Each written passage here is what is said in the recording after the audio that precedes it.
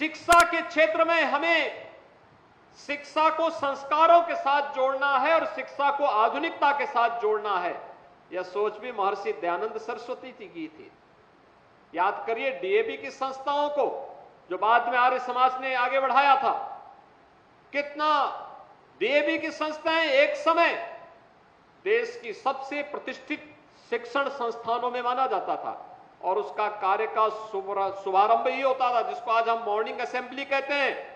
वहां पर वैदिक प्रार्थना के साथ, हवन यज्ञ के साथ विद्यालय का शुरुआत होता था। एक आध्यात्मिक वातावरण विद्यालय के अंदर स्वतःस्फूर्त भाव के साथ आगे बढ़ता हुआ दिखाई देता था और यह वर्ष अत्यंत महत्वपूर्ण है।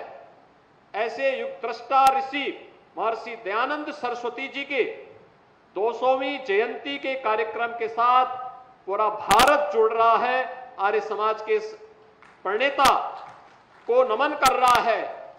तो दूसरी ओर आर्य समाज की स्थापना का भी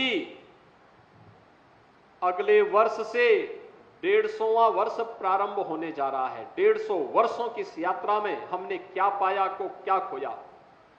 अगर आप देखेंगे देश की आजादी की लड़ाई को, तो भाइयों बहनों कोई संदेह नहीं होना चाहिए,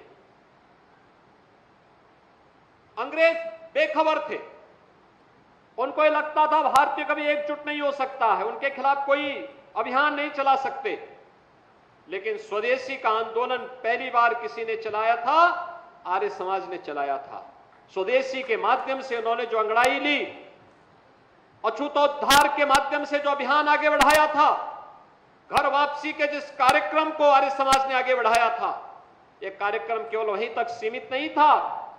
इस कार्यक्रम ने अनेक क्रांतिकारी पैदा किए।